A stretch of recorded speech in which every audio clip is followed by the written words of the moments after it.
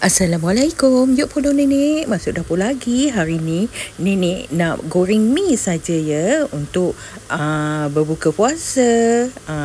Nenek masak lebih sedikit ya untuk berbagi-bagi dengan jiran. Yuk masuk dapur masak sama-sama. Panaskanlah minyak di api yang sedang saja ya anak-anak. Minyak tu biarlah lebih sikit ya. Dan ini bawang putih ya. Bawang putih ni Nenek sudah kisar. Dan ditumis. Jangan lupa bawang putih ni tumis biar wangi dan menguning ya. Setelah itu bolehlah masukkan bawang besar. Bawang besar ni Nenek hiris-hiris saja. Dan tumis. Jangan garing sangat ya, dia setakat layu saja. Nenek gunakan mi kuning. Sawi dan kailan Nenek campurkan ya. Itu mi kuning dan kubis. Itu saja. Nenek dah masukkan cili kisar tu. Dan jangan lupa masukkan juga gula sedikit.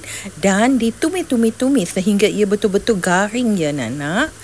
Setelah itu bolehlah masukkan tomato kecap ya. Nenek suka gunakan tomato kecap sebab ada rasa masam-masam dia ya.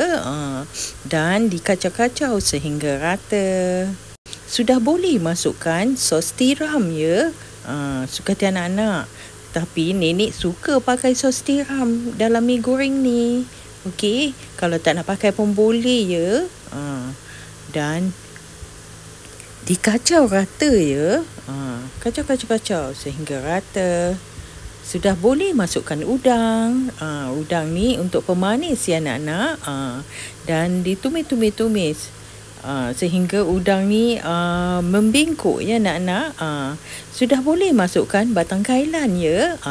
Sebab batang kailan ni keras. Jadi kita masukkan dia dulu ya. Dan dikacau-kacau sehingga rata.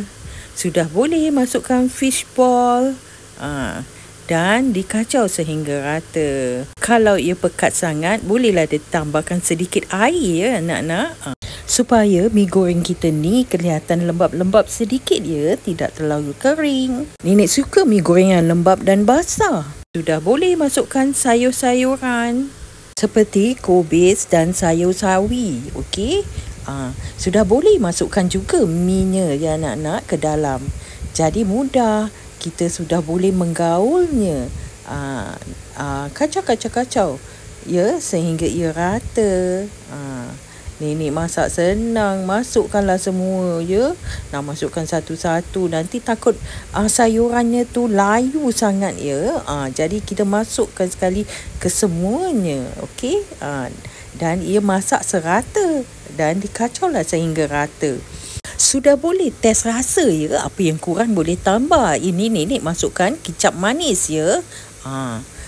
Dan juga kacaulah sehingga ia rata. Cukuplah, masukkanlah kicap manis secukup rasa. Okey.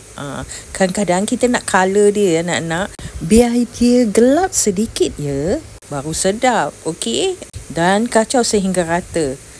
Nenek menggunakan sos ikan ya sebagai perisa. Nenek tak masukkan garam, okey. Dan juga tambahkanlah tomato kecap. Dan bolehlah dikacau rata ya. Masak ni terpulang kepada tukang masak ya. Ia nak rasa apa yang lebih. Sama ada masam atau masin dan sebagainya ya. Ini cita rasa masing-masing ya anak-anak. Dan dikacau rata ya. Sudah lama Nenek tak menggunakan garam ya di dalam mi Nenek. Itu sebab Nenek masukkan sos ikan. Sos ikan ni pengganti garam ya anak-anak. Dan perisanya pun sedap. Okey. Sudah boleh masukkan bawang goreng ya anak-anak. Kalau ada daun sup boleh masukkan sekali ya. Nenek masukkan penghabisan daun sup tu, okey, sebagai hiasan. Dan dikacau sehingga rata. Alhamdulillah, mi goreng sudah siap. Mi goreng ni mudah anak-anak. Kalau bulan puasa nak sediakan, okey. Cuma bulan puasa Nenek masak dalam kuantiti yang banyak untuk berbagi dengan jiran. Alhamdulillah. Terima kasih sudi kemari. Salam sayang. Selamat berbuka ya.